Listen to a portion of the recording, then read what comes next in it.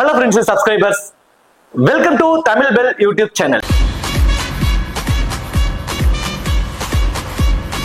நீங்க நம்ம சேனலை சப்ஸ்கிரைப் பண்ணல அப்படின்னா மறக்காம சப்ஸ்கிரைப் பண்ணுங்க. பக்கத்துல உள்ள பெல் பட்டனை கிளிக் பண்ணுங்க. நாங்க போடக்கூடிய வீடியோக்கள் எல்லாமே உடனடியா பாருங்க.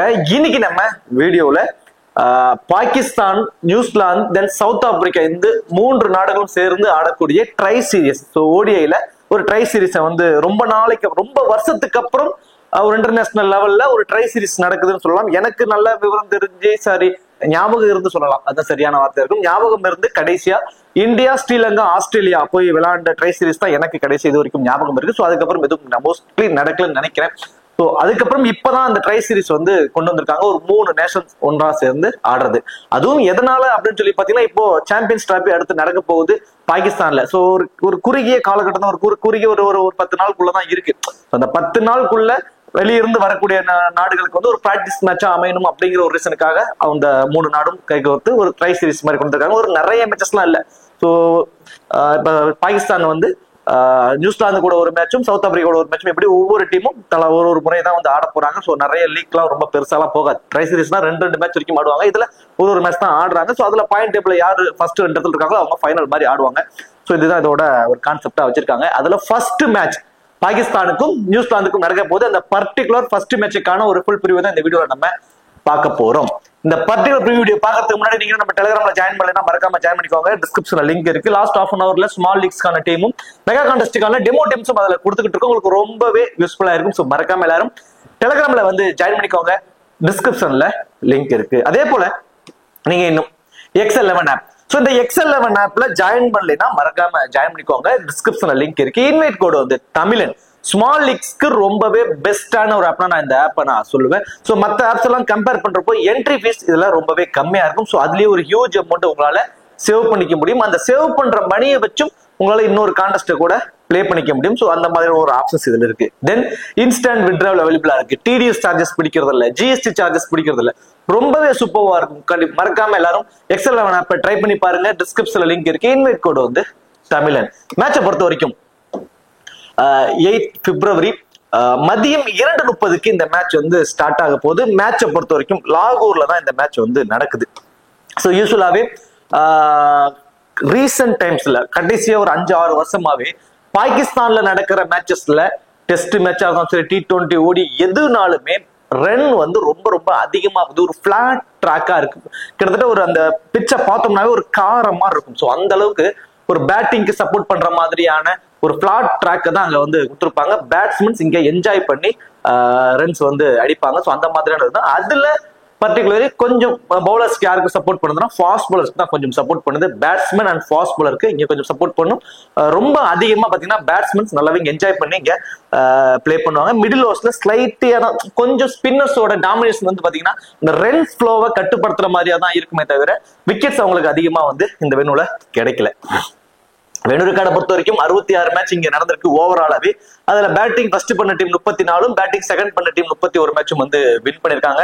253ங்கிறது ஓவராலா இந்த வெனுவோட ஒரு ஆவரேஜான ஸ்கோரா வந்து இருக்கு. மொத்தம் 66 மேட்சஸ். பட் நான் சொல்றது இந்த கடைசி 5 வருஷத்துல இங்க வந்து ஒரு ஃபுல்லாவே பேட்டிங் ட்ராக்கா கொண்டு வந்திருக்காங்க. ISS ஸ்கோர் பாத்தீங்கன்னா 375 ரன் அடிச்சிருக்காங்க. பாகிஸ்தான் 3 விக்கெட்டுக்கு வந்து இங்க அடிச்சிருக்காங்க. ரீசெண்டா கடைசி 5 ஒரு ODI மேட்சஸ்ல வந்து பாத்தீங்க அப்படின்னா 5 ODIல ஒரு 275ங்கிறது ஒரு ஆவரேஜான ஸ்கோரா வந்து இருக்கு. இங்க மொத்தம் 60 விக்கெட்ஸ் வந்து போயிருக்கு. அதுல ஃபாஸ்ட் பவுலர்ஸ் தான் மெஜாரிட்டியான விக்கெட்ஸ், கிட்டத்தட்ட 39 விக்கெட்ஸ் அவங்க எடுத்திருக்காங்க. வெறும் 21 விக்கெட் தான் வந்து ஸ்பின்னர்ஸ் வந்து இங்க எடுத்திருக்காங்க. ஹெட்வெட் ரெக்கார்ட் கடைசி 5 வருஷத்துல ODIல 9 மேட்ச் இவங்க 2 பேரும் ஹெட்வெட்ல பிளே பண்ணிருக்காங்க. அதுல பாகிஸ்தான் 6 மேட்சை வந்து வின் பண்ணி கொஞ்சம் அப்பர் ஹேண்ட்ல இருக்காங்க. அதுவும் இல்லாம நடக்கிறது பாகிஸ்தான் அப்படிங்கிறதுனால பாகிஸ்தானுக்கு ஒரு ஹோம் அட்வான்டேஜும் வந்து இருக்க போகுது. நியூசிலாந்து வந்து பாத்தீங்கன்னா ஒரு 3 மேட்ச் தான் வின் பண்ணிருக்காங்க கடைசி 5 வருஷத்துல. 2 டீமோட ஒரு பாசிபிளான பிளேயிங் 11. ஸோ தேவன் கான்வே அண்ட் விக்கெட் கீப்பர் அவர் தான் பண்ண போறாரு. இன்னிங்ஸ் அவர் தான் ஓபன் பண்ண போறாரு. ஸோ ரச்சின் ரவீந்திரன் 2 பேர் இன்னிங்ஸ் ஓபன் பண்ண போறாங்க. அதுதான் Kane Williamson, Daryl Mitchell, Mark Chapman, Glenn Phillips, அடுத்ததான் Mark Bracewell, Mitchell Santner, Matt Henry, Lockie Ferguson, அடுத்ததான் வில்லி மோர்ரோட். ஸோ இவர் வந்து இது வந்து பாத்தீங்கன்னா நியூசிலாந்தோட ஒரு பாசிபிளான பிளேயிங் 11. தென் பாகிஸ்தானை பொறுத்த வரைக்கும் ஃபக்தர் சமான் அண்ட் பாபர் அசாம் 2 பேர் வந்து இன்னிங்ஸ் ஓபன் பண்ண போறாங்க. Kamran Ghulam, Mohammad Rizwan and captain and wicketkeeper, Usman Khan, Agha Salman, Faheem Ashraf. So ரொம்ப நாளைக்கு அப்புறம் திரும்ப வந்து பாகிஸ்தான் நேஷனல் டீமுக்காக அவரும் ஃபக்தர் சமான் 2 பேர் வந்து ஆட போறாங்க. ஸோ அதுதான் ஷஹீன் அஃப்ரிடி, நசீம் ஜாப், ஹாரிஸ் ராஃப், தென் அப்ரார் அகமது. ஸோ இது வந்து பாகிஸ்தானோட ஒரு பாசிபிளான பிளேயிங் 11. இப்போ கிராண்ட் லீக்ஸ்க்கான ஆப்ஷன்ஸ் அப்படிங்கிறது எல்லாமே ஓவராலா பார்த்துட்டு நான் நிறைய ஆப்ஷன்ஸ் வைஸ் உங்களுக்கு நான் எடுத்து வச்சிருக்கேன். So batting first, bat second தான் யாரெல்லாம் பிக் பண்ணலாங்கிற மாதிரி கூட ஒரு எடுத்து வச்சிருக்கேன். ஸோ அதெல்லாம் நம்ம பின்னாடி பார்ப்போம். இப்போ ஓவராலா யாருக்கு என்ன மாதிரி ஆப்ஷன்ஸ் இருக்கிற மாதிரி மேலோட்டமான ஒரு ப்ரிவியூ நம்ம பார்த்துருவோம். ஸோ ஃபர்ஸ்ட் தேவன் கான்வே. ஸோ கான்வேயை பொறுத்த வரைக்கும் யூஸ்வலாவே வந்து பாத்தீங்கன்னா அவர் பேட்டிங் ஃபர்ஸ்ட் பண்றதை விட பேட்டிங் செகண்ட் பண்றப்போ அவரோட ஆவரேஜ் ரொம்பவே சூப்பர்வா இருக்கும். அது மட்டும் இல்லாம அவருக்கு இப்ப அட்வான்டேஜ் வைஸ் ஒன்று இருக்கு. எனக்கு தெரிஞ்சு போத் இனிஸ்லுமே கூட ஒரு இம்பார்ட்டன்ட் பிக்ல வரலாம். யூஸ்வலா அவர் வந்து பாத்தீங்கன்னா பேட்டிங் செகண்ட் பண்றப்போ அவரோட ஆவரேஜ் ரொம்பவே சூப்பர்வா இருக்கு தேவன் கான்வே பொறுத்த வரைக்கும். ஸோ விக்கெட் கீப்பர் வேற அவர் தான் பண்ண போறாரு. விக்கெட் கீப்பர் மூலமா கிடைக்கக்கூடிய ஃபேண்டசி பாயிண்ட்ஸ் சாலிடா minimum 25 to maximum 30 fantasy points வரைக்கும் சாலிடா கிடைச்சிடும். தென் பேட்டிங்ல வந்து மினிமம் 25 to 30 ரன் அடிச்சுட்டாவே கிட்டத்தட்ட வந்து ஒரு இப்ப இருக்க நியூ ஃபேண்டசி பாயிண்ட்ஸ் வைஸ் பாக்குறப்ப 80 ஃபேண்டசி பாயிண்ட்ஸ் வரைக்கும் கூட ஒரு இருக்கு. பாசிபிலிட்டிஸ் ரொம்ப ரொம்ப ரொம்ப அதிகம் தேவன் கான்வே பொறுத்த வரைக்கும். ரச்சின் ரவீந்திராவுக்கான ஆப்ஷன் சைஸ் பார்த்தோம் அப்படின்னா பிளேயரா பேட்ஸ்மேனா மட்டும் தான் இருக்கு சான்சஸ். ஏன்னா 5 proper main bowler Will O'Rourke, Ferguson, Matt Henry, Mitch Santner and Bracewell இப்படி 5 ப்ராப்பர் மெயின் பவுலர்ஸ் இருக்காங்க. 6th பவுலிங் ஆப்ஷனுக்கா Daryl Mitchell, then Glenn Phillips இப்படி ஆப்ஷன்ஸ் இருக்கிற பட்சத்துல ரச்சின் ரவீந்திரா பவுல் பண்ணுவாரா அப்படின்னா அது ஒரு கொஸ்டின் மாதிரி தான். பிளேயரா பேட்ஸ்மேன் அவருக்கு நம்ம 40ல இருந்து 45 ரன்ஸ் வரைக்கும் அடிக்கணும் ஓடிஐ பொறுத்த வரைக்கும். அப்படின்னாதான் ஃபேண்டசி டீம்ல வர முடியும். அது வருவாரா அப்படின்னா அது மிகப்பெரிய ஒரு கொஸ்டின் மார்க். ஏன்னா இன்சைட்ல இந்த அப்ரார் அகமது அவுட் இருந்து ஒரு சின்ன பேட்டர் இருக்கலாம். தென் அது இல்லாம Devon Conway, Rachin Ravindra, then Mark Chapman இப்படி டாப் 6 பேத்துல 3 லெஃப்ட் ஹேண்டர், டாப் 7 பேத்துல 4 டாப் 8 பேத்துல 5 பேர் லெஃப்ட் ஹேண்டர் இருக்காங்க. Bracewell, Mitchell Santner, Mark Chapman, Rachin Ravindra, கான்வேன்னு சொல்லி 5 லெப்டிஸ் இருக்கிறதுனால ஆகா சல்மானோட ஓவர் இன்சில பவர் பிளேஸ்ல கூட கொடுக்க பாசிபிலிட்டிஸ் இருக்கு. ஸோ நியூசிலாந்து பிளேயர்ஸ் கொஞ்சம் ஸ்பின்ல கொஞ்சம் வீக்கா இருப்பாங்க. ஆகா சல்மானோட ரோல் ஒரு இம்பார்ட்டன்ட் ரோலா இருக்கும். ஸோ ரச்சின் ரவீந்திரா ஆகா சல்மான்ட்ட ஒரு சின்ன ஒரு பேட்டில் இருக்கலாம். ஒரு 25 ரன்ஸ் வரைக்கும் அடிப்பார். ஃபேண்டசி டீம்ல வர அளவுக்கு 45 to 50 ரன் வரைக்கும் அடிப்பாரானா அது ஒரு கொஸ்டின் மார்க் தான். கேன் வில்லியம்சன் இவருக்கு வந்து பாத்தீங்கன்னா இவரா அவரோட விக்கெட்டை கொடுத்தாதான் உண்டு. ஸோ அதாவது ஒரு மிஸ் அவுட் ஆகி அதர்வைஸ் அவர்கிட்ட இருந்து பாத்தீங்கன்னா ஒரு பக்கம் ஒரு ஸ்டாண்டர்டா அவர் நின்று ரொட்டேட் பண்ணி ஆடக்கூடிய ஒரு குவாலிட்டியான பிளேயர். ஸோ இந்த மாதிரி குவாலிட்டியான பிளேயர்ஸ் வந்து பாத்தீங்கன்னா ரன்ஸ் அடிக்கிறதே தெரியாது. ரொம்ப நேரம் கிரீஸ்குள்ள இருக்கிற மாதிரி இருக்கும். பாத்தீங்கன்னா வந்து பாத்தீங்கன்னா 70 ரன் 80 ரன் சாலிடா அடிச்சு சதம் கூட நிறைய மேட்ச் அடிச்சிருவாங்க. ஸோ இவங்கள்ட்ட இருந்து ஒரு பவுண்டரிஸ் சிக்ஸர்ஸ்ல இருந்தெல்லாம் பெருசா ரன்ஸே வராது. சிங்கிள்ஸ் ரொட்டேட் பண்ணிட்டே இருப்பாங்க, டபுள்ஸ் நிறைய மேக் பண்ணுவாங்க.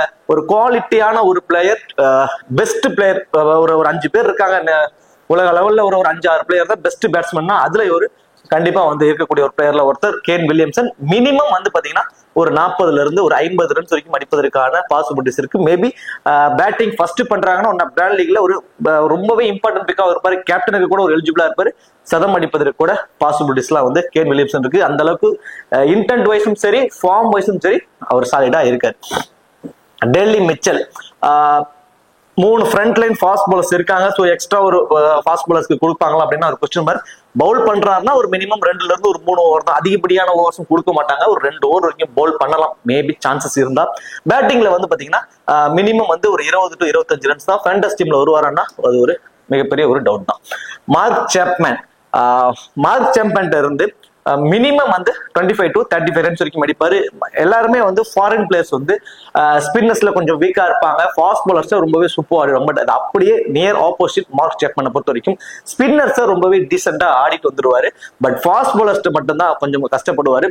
ஸோ இவர் வரக்கூடிய டவுன்ஸ்ல வந்து ஸ்பின்னர்ஸோட டாமினேஷன்ஸ் தான் இருக்கும். ஸோ மார்க் சாப்மன் இருக்கும்போது அப்ரார் அகமது, தென் ஆகா சல்மான் இவங்கள்ட்ட தான் பவுலிங் ஆப்ஷன்ஸ் மோஸ்ட்லி இருக்கும். ஸோ அது கொஞ்சம் ஃப்ரீயா ஆடிடுவார் நினைக்கிறேன். ஒரு 30 to 35 ரன்ஸ் வரைக்கும் இவர் அடிப்பதற்கு பாசிபிலிட்டிஸ் இருக்கும். மேபி ஃபர்ஸ்ட் பேட் பண்றாங்கன்னா மேபி ஒரு சான்சஸ் அவருக்கு நீங்க ட்ரை பண்ணி பார்க்கலாம்.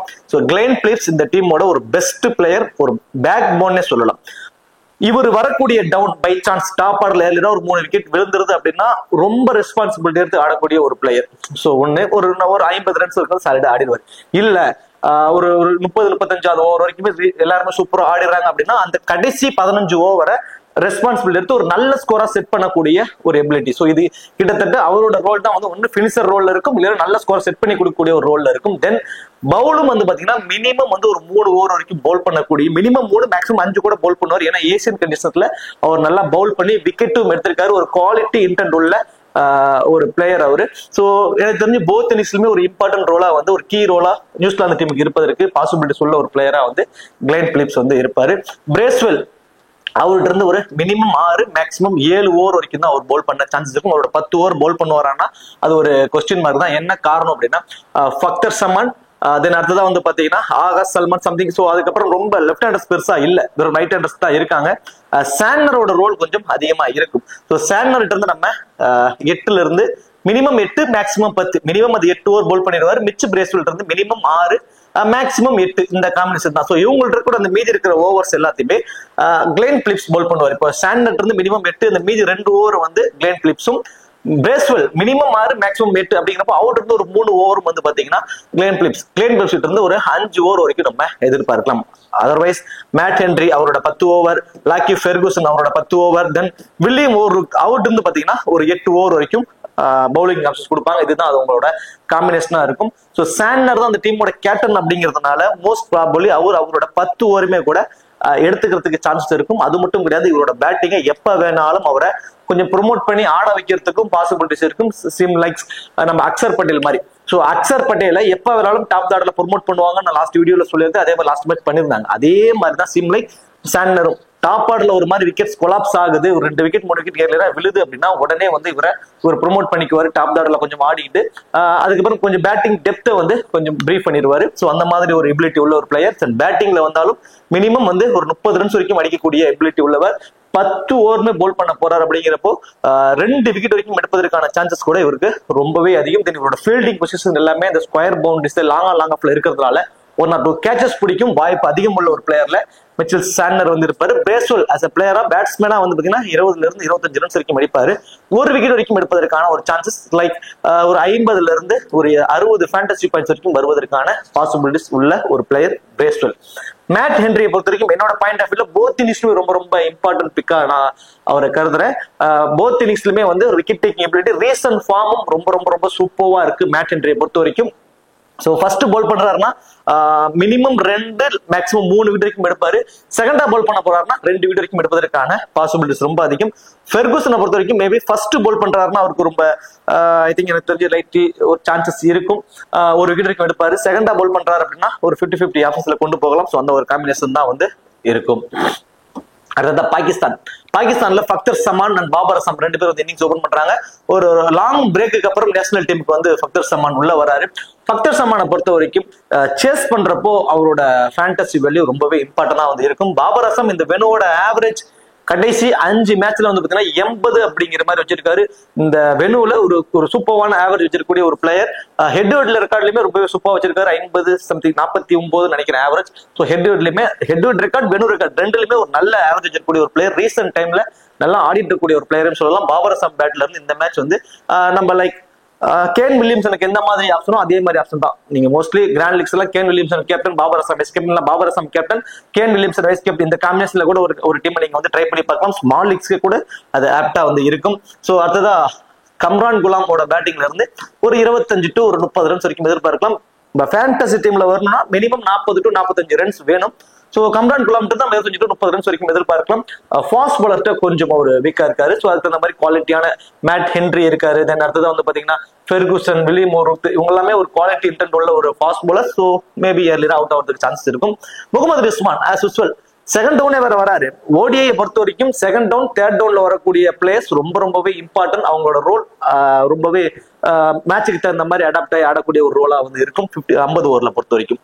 சோ அதுல முகமது ரிஸ்வான் அவரை பொறுத்த வரைக்கும் விக்கெட் கீப்பர் வேற பண்றாரு. விக்கெட் கீப்பர் மூலியமா 25 to 30 ஃபேண்டசி பாயிண்ட்ஸ்ங்கிறது சாலிடா கிடைச்சிடும். தென் அவர் வந்து டாப் ஆர்டர்ல விக்கெட்ஸ் ஃப்ளோ ஆச்சுன்னா அதை வந்து ஹோல்ட் பண்ணி அதை வந்து ஒரு நல்ல ஸ்கோரா கொண்டு போவதற்கான ஒரு ரோல் அது. அது இல்லாம ரீசன்ட் ஃபார்மும் நல்லா இருக்கு. ரீசெண்டா டெஸ்ட் விளையாண்டாரு, T20 எல்லாத்துலயுமே அவரோட ஃபார்ம் ரொம்பவே சூப்பரா இருக்கு. முகமது ரிஸ்வான் பேட்டிங்ல இருந்து நம்ம மினிமம் 40 மேக்ஸிமம் 45 ரன்ஸ் வரைக்குமே எதிர்பார்க்கலாம். பேட்டிங்ல ரன்ஸே அவ்வளவு எதிர்பார்க்கலாம். தென் விக்கெட் கீப்பர் மூலியமா கிடைக்கக்கூடிய ஃபேண்டசி பாயிண்ட்ஸ் எல்லாம் சேர்த்தோம் அப்படின்னா இப்ப இருக்க நியூ பாயிண்ட் சிஸ்டத்துல மினிமம் ஒரு 80ல இருந்து ஒரு 100 ஃபேண்டசி பாயிண்ட்ஸ் வரைக்கும் கூட வருவதற்கு பாசிபிலிட்டிஸ் ரொம்ப அதிகமா வந்து ரிஸ்வானுக்கு வந்து இருக்க போகுது. சோ அடுத்ததா உஸ்மான் கானோட டவுன் டோட்டலி வந்து இன்டர்சேஞ்ச் ஆகிட்டே இருக்கும் எப்ப வேணாலும். அவர் வந்து கடைசி 10 ஓவருக்கு ஆப்ட் ஆனவர். பை சான்ஸ் டாப் ஆர்ல எல்லாம் 2 விக்கெட் விழுந்துச்சுன்னா உஸ்மான் கானுக்கு முன்னாடியே ஆகா சல்மானை வந்து ப்ரொமோட் பண்ணிடுவாங்க. ஆகா சல்மானோட ரீசன்ட் ரெக்கார்ட் ரொம்பவே சூப்பரா இருக்குங்க. பவுலும் பண்ண போறாரு, அதுதான் இங்க ரொம்ப important. 5 proper main bowler, Haris Rauf, Abrar Ahmed, Naseem Shah, Shaheen Shah Afridi, Faheem Ashraf, இப்படி 5 ப்ராப்பர் மெயின் பவுலரோட போறாங்க. சோ இதுல நீங்க நோட் பண்ண வேண்டியது அப்ரார் அகமதுன்னு ஒரே ஒரு ஸ்பின்னர். அப்போ 4 ஃப்ரண்ட் லைன் ஃபாஸ்ட் பவுலர்ஸோட போறாங்க. அதுல ஷஹீன் ஷா ஆஃப்ரிடி, நசீம் ஷா, ஹாரிஸ் ராஃப் இந்த 3 பேரும் தான் 10 ஓவர் போல் பண்ணக்கூடிய இன்டென்ட் உள்ளவங்க. சோ அப்போ ஃபஹீம் அஸ்ரம் இருந்து அவரோட எத்தனை ஓவர் போல் பண்ணுவாருன்னா எனக்கு தெரிஞ்சு மினிமம் 2 மேக்ஸிமம் 4 ஓவர் தான் இந்த மேட்ச் போல் பண்ண சான்சஸ் இருக்கும். ரீசன் பாத்தீங்கன்னா ஆப்போனன்ட் டீம்ல நம்ம ஆல்ரெடி கணக்கு வச்ச மாதிரி ஒரு 5 பிளேயர் லெஃப்ட் ஹேண்டர்ஸ் இருக்காங்க டாப் 7 பேர்லயே. சோ அப்போ ஆகா சல்மானோட ரோல் வந்து இந்த மேட்ச் ரொம்பவே ஒரு இம்பார்ட்டன்ட் ரோலா இருக்க போகுது. ஐ திங்க் எனக்கு தெரிஞ்சு மினிமம் 7 மேக்சிமம் 10 ஓவர் வரைக்கும் கூட அவர் போல் பண்ண சான்சஸ் இருக்கும். ஸோ மினிமம் 7ல இருந்து 8 ஓவர் வரைக்குமே நம்ம கணக்கு வச்சுக்கலாம். ஒரு 8 ஓவர் வச்சுக்கலாம். 8 ஓவர்ல லெஃப்ட் ஹேண்டர்ஸ்க்கு அகைன்ஸ்டா போல் பண்ணுவாரு. தென் ரைட் ஸ்பின்னர்ஸ்ல கொஞ்சம் வீக்கா இருக்கக்கூடிய ஒரு டீம் தான் வந்து இது. ஆனா ட்ராக் வந்து பேட்டிங் ட்ராக் பெருசா டேர்ன் இருக்காது. லெஃப்ட் ஹேண்டர்ஸ்க்கு அகைன்ஸ்டா ஆஃப் பிரேக் பவுலர்ஸ் எப்பவுமே வந்து அவங்களோட இன்டென்ட்டை காட்டுவாங்க. ஸோ ஆகா சல்மான் இருந்து நான் இந்த மேட்ச் வந்து மேபி ஃபர்ஸ்ட் போல் பண்ண போறாருன்னா 2 விக்கெட், தென் பேட்டிங்ல வந்து 25 ரன்ஸ் வரைக்கும் அடிப்பாரு. செகண்டா போல் பண்ண போறாரு அப்படின்னால 1 விக்கெட் வரைக்கும் எடுப்பாரு. தென் பேட்டிங்ல வந்து கண்டிப்பா இவர் வரக்கூடிய பொசிஷனுக்கு மினிமம் 30 35 ரன்ஸ் வரைக்கும் அடிப்பாரு. எப்படினாலும் போத் இன்னிங்ஸ்லுமே இம்பார்ட்டன்ட் உள்ள ஒரு பிளேயரா வந்து ஆகா சல்மான் இருப்பாரு. ஃபஹீம் அஸ்ரப் பேட்டிங்ல வந்தாருன்னா கண்டிப்பா வந்து 15 to 20 ரன்ஸ் வரைக்கும் அடிப்பாரு. அந்த 3 ஓவர் to 4 ஓவர் தான் ஒரு அன்எக்ஸ்பெக்டடான ஒரு விக்கெட்.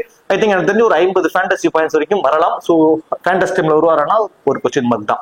ஷஹீன் ஷா ஆஃப்ரிடி ரீசன்ட் டைம்ஸ்ல ஒரு ஒரு ஒரு அண்டர்ரேட்டட் பிளேயரா வந்து வெளியே இருக்கக்கூடிய பிளேயர். நம்ம எல்லாருமே வந்து பாத்தீங்கன்னா எல்லா டீம்ல இருக்கக்கூடிய ஃபாஸ்ட் பவுலர்ஸை பத்தி நல்லாவே பேசுவோம். பாகிஸ்தான்ல இருக்கக்கூடிய ஷஹீன் ஷா ஆஃப்ரிடியை மட்டும் பெருசா பேச மாட்டோம். ஏன்னா அவர் ஒரு அண்டர்ரேட்டட் பவுலரா தான் இது வரைக்குமே இருக்காரு.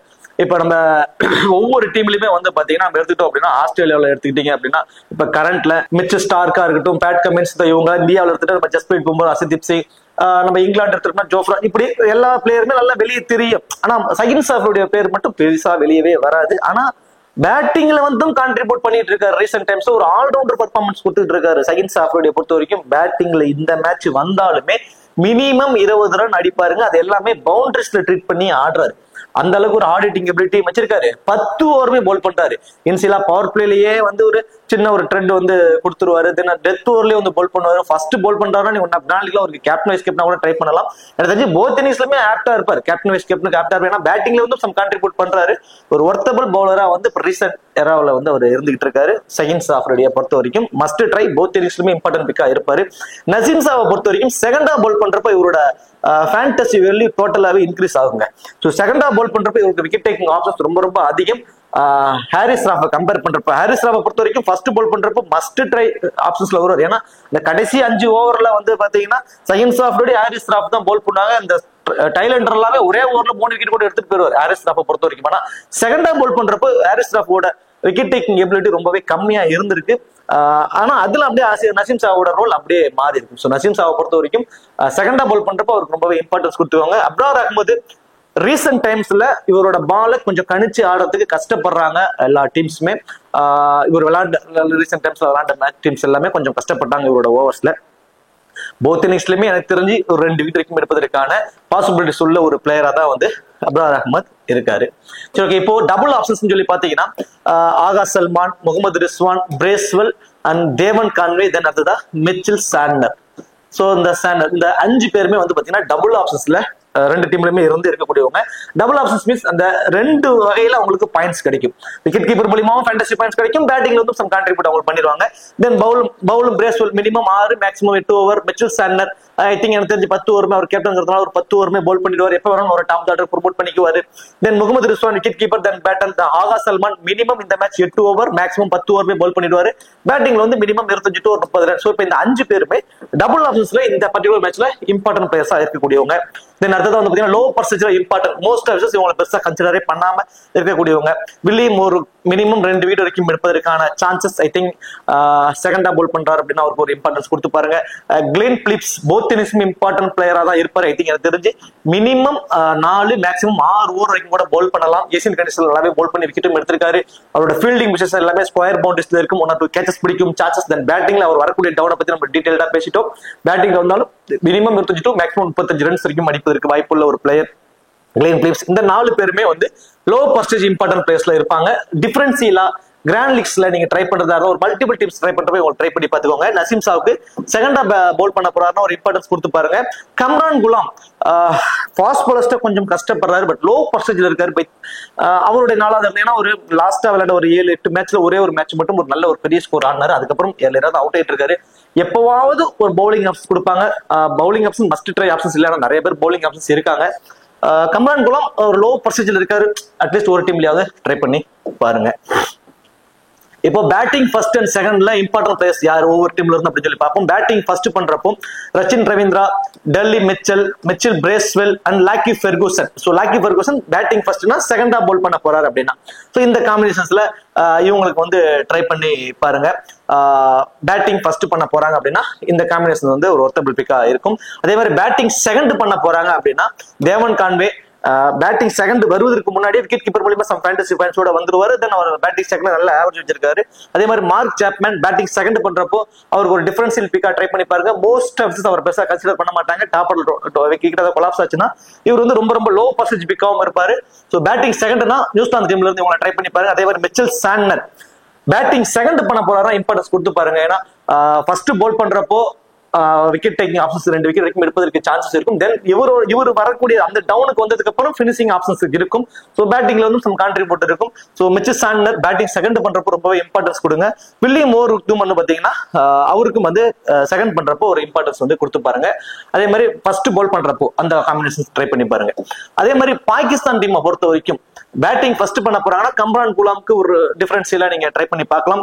ஃபகீம் அஸ்ரப் பேட்டிங் ஃபர்ஸ்ட் பண்றப்போ பேட்டிங் அவரோட டவுனுக்கு வந்துருவாரு. ஒரு 25 to 30 ரன்ஸ் பை சான்ஸ் அடிச்சிட்டாருன்னா பவுல் பண்றப்போ ஒரு விக்கெட் எடுத்துட்டாருன்னா ஃபேண்டசி டீம்ல வருவாரு. பேட்டிங் ஃபர்ஸ்ட் பண்றப்போ அவரை நீங்க ட்ரை பண்றதா இருந்தா பேட்டிங் ஃபர்ஸ்ட்னா உங்களோட மல்டிபிள் டீம்ஸ்ல 1 or 2 டீம்ஸ்ல ட்ரை பண்ணி பாருங்க. அதே மாதிரி நசீம் ஷா பேட்டிங் ஃபர்ஸ்ட் பண்ண போறாங்க பாகிஸ்தான், அதாவது பவுலிங் செகண்ட் பண்ண போறாங்கன்னா நசீம் ஷாக்கு நீங்க கண்டிப்பா ட்ரை பண்ணி பாருங்க. ஒரு ஒர்த்தபிள் பிக்கா அவர் இருப்பாரு. அதே மாதிரி பேட்டிங் செகண்ட் பண்ண போறாங்க சேஸ் பண்ண போறாங்க பாகிஸ்தான் அப்படின்னா ஃபக்தர் சமான், தென் அடுத்ததா ஹாரிஸ் ராவ் ஃபர்ஸ்ட் போல் பண்றப்ப ரொம்ப இம்பார்ட்டன்ட். அப்ரார் அகமது ஸோ அவரும் வந்து பாத்தீங்கன்னா ஐ திங்க் எனக்கு தெரிஞ்சு போத் இன்னிங்ஸ்லயே கூட 2 விக்கெட் வரைக்கும் எடுப்பாரு. பர்டிகுலர்லி ஃபர்ஸ்ட் போல் பண்றப்போ ஹாரிஸ் ராவ் அப்ரார் அகமது எல்லாம் ரொம்ப ஒரு இம்பார்ட்டன்ட் பிக்கா இருப்பாங்க. இது வந்து பாகிஸ்தான் டீம்ல பேட்டிங் ஃபர்ஸ்ட் அண்ட் பேட்டிங் செகண்ட்னா யாராவது இம்பார்ட்டன்ட் பிக்ஸ் அப்படிங்கிற ஒரு காம்பினேஷன். இப்போ போத் இன்னிங்ஸ்லயுமே இம்பார்ட்டன்ட் பிளேயர் போத் டீம்ஸ்லயுமே நம்ம பார்த்தோம் அப்படின்னா Kane Williamson and Matt Henry then Glenn Phillips இந்த 3 பேருமே ரொம்பவே ஒரு இம்பார்ட்டன்ட் பிக்ஸா இருப்பாங்க. போத் இன்னிங்ஸ்லயுமே அந்த டீம்ஸ்க்கு ஒரு நல்ல ஒரு கான்ட்ரிபியூட் கொடுக்கக்கூடிய பிளேயர்ஸா இவங்க இருப்பாங்க. உங்களோட மல்டிபிள் டீம்ஸ்க்கு யூஸ்ஃபுல்லா இருக்கும். அதே மாதிரி முகமது ரிஸ்வான், ஆகா சல்மான், பாபர் அசாம் அண்ட் ஷஹீன் ஷா அஃப்ரிடி. ஸோ இந்த 4 பேரும் பாகிஸ்தான் டீம்ல இருந்து போத் இன்னிங்ஸ்மே ஒரு இம்பார்ட்டன்ட் பிக்ஸ்க்கு வந்து ரொம்பவே ஆப்டா இருப்பாங்க. ஸோ இவங்களோட காம்பினேஷன்ஸ் எல்லாமே நம்ம ஓரளவு நம்ம ஸ்டார்டிங்லேயே வந்து சொல்லிட்டோம். தென் அடுத்ததான் வந்து பாத்தீங்கன்னா நான் எதிர்பார்க்கக்கூடிய ஒரு 9 பிளேயர் ஃபேண்டசி டீம்ல வர வாய்ப்பு அதிகம் இருக்கக்கூடிய அப்படின்னு நான் நினைக்கக்கூடிய ஒரு 9 பிளேயர். இந்த ஒரு பேஜ் மட்டும் என்னோட பர்சனல் ஒப்பீனியன். இது உங்களுக்கு ஓகேனா எடுத்துக்கோங்க, இல்லைன்னா மேல இருக்கிற ஆப்ஷன்ஸ் வச்சு நீங்க டீம்ஸ் மேக் பண்ணிக்கோங்க. So Kane Williamson, Glenn Phillips, Babar Azam, Mohammad Rizwan, Agha Salman, Abrar Ahmed, Shaheen Shah Afridi, Matt Henry, Mitchell Santner names மட்டும் மாறி இருக்கு. ஸோ அதை மட்டும் அட்ஜஸ்ட் பண்ணிக்கோங்க. மேட் ஹென்ரி அண்ட் சாண்டனர் இந்த 9 பிளேயரும் நான் எதிர்பார்க்கக்கூடிய ஃபேண்டசி டீம்ல வர வாய்ப்பு அதிகம் உள்ள ஒரு பிளேயர்ஸ்ல இந்த 9 பேரும் இருக்காங்க. ஸோ இந்த காம்பினேஷன்ஸை வச்சு நீங்க மல்டிபிள் டீம்ஸ் போறதுக்கு உங்களுக்கு ரொம்பவே ஆப்டா இருக்கும், யூஸ்ஃபுல்லாகவும் இருக்கும். இப்போ captain vice captain options. So இவங்க எல்லாருமே சேஃபான ஒரு கேப்டன் வைஸ் கேப்டன் ஆப்ஷன்ஸ். இதுல பர்டிகுலர்லி ஃபர்ஸ்ட் போல் பண்ண போறாங்கன்னு வச்சுக்கோங்களேன். பாகிஸ்தான்ல ஸ்மால் லீக்ஸ்ல ஷஹீன் ஷா அஃப்ரிடிக்கு கேப்டன், பாபர் அசாமுக்கு வைஸ் கேப்டன். இந்த காம்பினேஷன்ல தான் மோஸ்ட்லி எல்லாருமே வருவாங்க. அதுவே வந்து அப்படியே ஆப்போசிட்டா இருக்கு. ஃபர்ஸ்ட் பேட் பண்ண போறாங்க அப்படின்னா Babar Azam captain, Kane Williamson vice captain இந்த காம்பினேஷன்ஸ்ல வருவாங்க. ஸோ இந்த 3 பேரும் தான் சேஃபான கேப்டன் வைஸ் கேப்டன் ஆப்ஷன். உங்களோட ஆப்பனன்ட் எல்லாருமே இந்த 3 பேரை வச்சு தான் உங்களோட ஸ்மால் லீக்ஸ்க்கு எல்லாருமே கேப்டன் வைஸ் கேப்டன் ஆப்ஷன் வருவாங்க. கிராண்ட் லீக்ஸ்க்கு பொறுத்த வரைக்கும் மிச்சல் சாண்டனர், ஆகா சல்மான், தேவன் கான்வே இந்த 3 பேருக்கும் வந்து உங்களோட கிராண்ட் லீக்ஸ்க்கு நீங்க கேப்டன் வைஸ் கேப்டனா ட்ரை பண்ணி பாருங்க. உங்களோட மல்டிபிள் டீம்ஸ்க்கு இந்த ஆப்ஷன்ஸ் வச்சு நீங்க ட்ரை பண்ணி பாருங்க. ஒரு ஒர்த்தபிள் ஆப்ஷன்ஸா வந்து இருப்பாங்க. சரி, ஓகே. இந்த வீடியோ உங்களுக்கு பிடிச்சிருக்கும் நினைக்கிறேன். இந்த வீடியோ உங்களுக்கு பிடிச்சிருந்துச்சுன்னா மறக்காம வீடியோக்கு லைக் பண்ணி வீடியோ கொஞ்சம் சப்போர்ட் பண்ணுங்க. இந்த வீடியோ பத்திய கருத்துக்களை கமெண்ட் செக்ஷன்ல சொல்லிடுங்க. தேங்க்யூ.